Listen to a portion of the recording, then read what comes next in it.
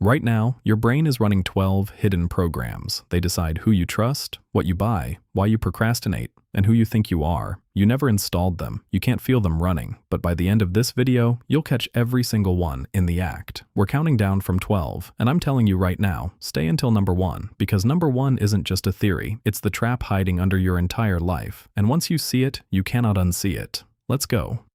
Number 12, the Dunning-Kruger effect. Think of the most confident person you know. Now ask yourself one dangerous question. Are they confident because they're skilled, or because they don't know enough to realize they're not? In 1999, two psychologists, David Dunning and Justin Kruger, tested people on logic, grammar, even their sense of humor. Then they asked everyone, how do you think you did? The people who scored at the bottom, around the 12th percentile, guessed they were at the 62nd. They weren't lying. They literally couldn't see the gap. Because here's the twist. The skills you need to be good at something are the exact same skills you need to realize you're bad at it. And it cuts the other way too. Truly skilled people underestimate themselves. Everything feels easy to them, so they assume it's easy for everyone. So remember this. The moment you feel absolutely certain about something you just started learning, that's the moment to slow down. Real experts say, it depends. Total confidence is usually chapter 1. Number 11, the spotlight effect. You wore the wrong thing to an event once, and you still think about it. Here's the brutal news. You're the only one who does. In the year 2000, psychologist Thomas Gilovich made students walk into a room full of people wearing a deeply embarrassing t-shirt. Afterwards, he asked the wearers how many people noticed. They guessed about half the room. The real number, not even a quarter. Everyone else was too busy doing the thing you do all day,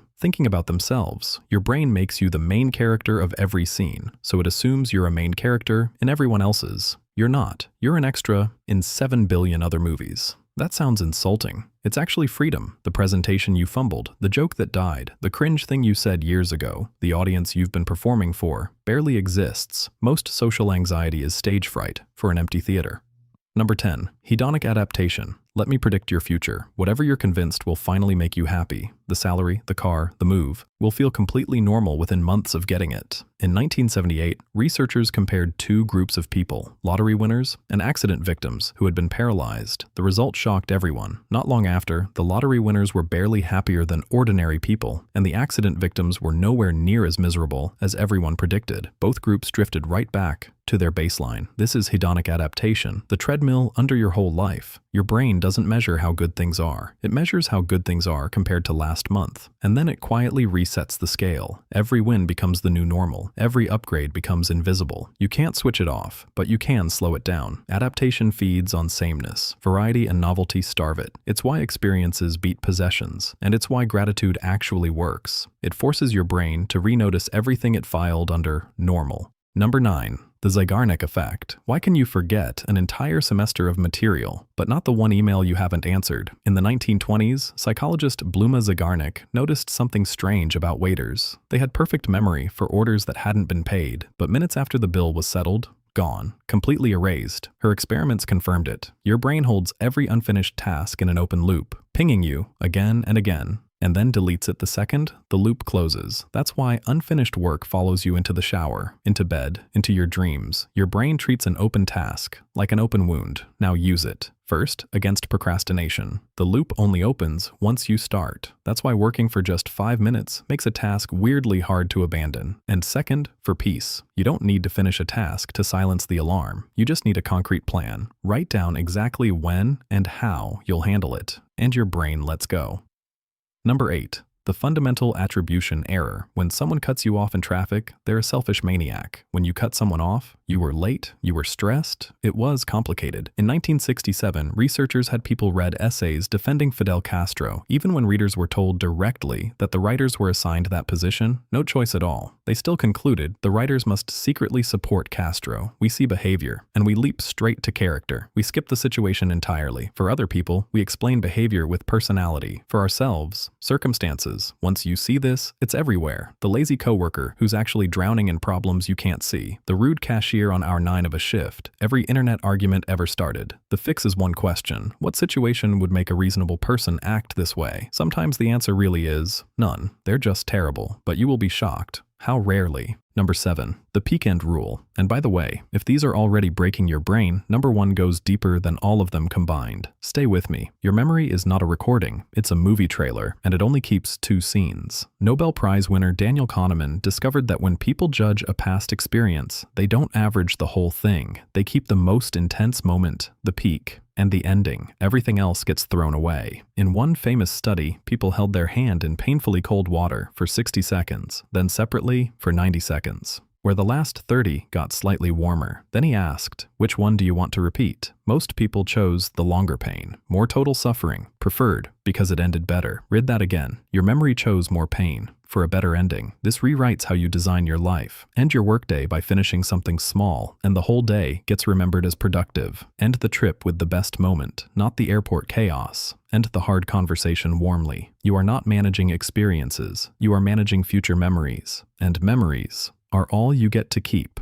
Number 6. The mere exposure effect. You don't like that song. You've just heard it 11 times. In 1968, Robert Zajong showed people meaningless shapes and foreign words over and over. The more times someone had seen a thing, even without remembering it, the more they liked it. Familiarity alone, with zero new information, creates preference. Want the creepy version? People prefer photos of their own face mirrored, the version they see every day. Their friends prefer the unmirrored version, the one they see. Same face. Preference decided purely by repetition. Advertisers figured this out decades ago. A brand doesn't need to convince you of anything. It just needs to appear near you a few hundred times. And your brain starts trusting it like an old neighbor. So here's the audit. How many of your tastes, in music, in brands, in opinions, are actual preferences, and how many are just repetition, wearing a preference costume? Number 5. Psychological reactance.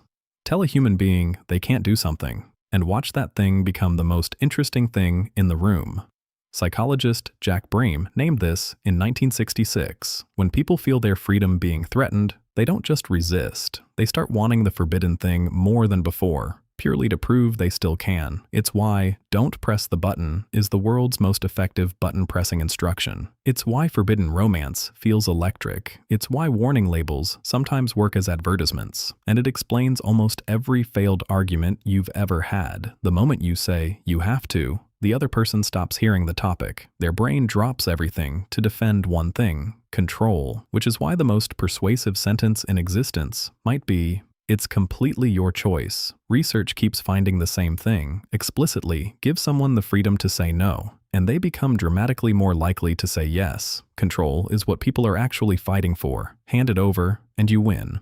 Number 4. Implementation intentions. We're getting close now. And trust me, number 1 is worth it. Motivation is the most overrated force in self-improvement. Here's the study that kills it. In 2002, researchers tried to get people to exercise. One group just tracked workouts. Another got a full motivational program about heart disease and barely improved. About a third of them exercised. The last group added one single sentence: "Next week, I will exercise on this day, at this time, in this place." 91% of them followed through. One sentence, nearly triple the results. Psychologist Peter Gollwitzer calls these if-then plans. If it's 7 a.m., then I put on my running shoes. And the reason they work is almost insulting. You don't fail your goals because you don't want them enough. You fail because "get fit" is not an instruction any machine could run. Vague goals force a decision at the moment of action. And the moment of action is when you're weakest. The if-then plan makes the decision in advance. So the tired evening version of you just follows orders. Number 3. The spacing effect. Everything you did the night before your exams was scientifically the worst possible strategy, and psychology has known since the 1880s. Hermann Ebbinghaus mapped what he called the forgetting curve. Memory collapses fast after learning, but every time you revisit material right as it's fading, the curve flattens. 10 minutes of review spread across a week beats 2 hours of cramming, using less total time, and it gets worse for your old study habits. In 2006, researchers compared students who reread material against students who were simply tested on it. Days later, the tested group remembered dramatically more. Pulling a memory out strengthens it far more than pushing it in again, even when you get it wrong and check the answer. So the two things students actually do, cramming and rereading, are the two weakest tools that exist. Highlighting is basically decoration. The real formula is brutal and simple. Space it out. Test yourself. It feels harder. That feeling is the learning. Number 2. The Pygmalion effect. In 1968, researchers walked into an elementary school and told the teachers,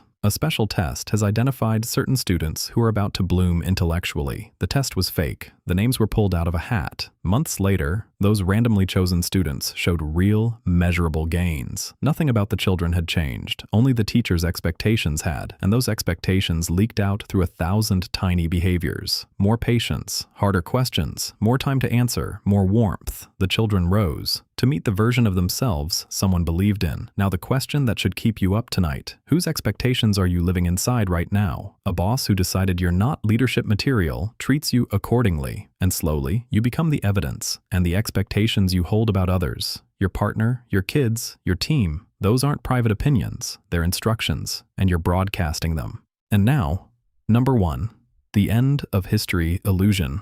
The trap hiding under everything else in this video. In 2013, Harvard psychologist Daniel Gilbert and his team surveyed around 19,000 people. And at every single age, they found the same bizarre glitch. People happily admitted they had changed enormously over the last 10 years. Different values, different taste, different priorities, practically a different person. And then those same people confidently predicted they'd barely change at all over the next 10. The 20-year-old knows the 15-year-old was a different person and swears the 30-year-old will be exactly like today. The 40-year-old does the same thing. So does the 60-year-old. Every human being alive walks around believing they have just now finished becoming themselves. They even measured it in money. People would pay far more to see their current favorite band 10 years from now than they'd pay today to see the band they loved 10 years ago. Here's why this one matters more than everything else you just heard. You make permanent decisions. Tattoos, careers, mortgages, grudges, signed by a person who won't be there when the bill arrives. You are not finished. You have never once been finished. Decide accordingly. 12 programs, all running before you woke up this morning. You can't uninstall them, but you just did the one thing that changes everything. You saw them. If you want to keep seeing what your brain hopes you never notice, subscribe. The next one is already coming.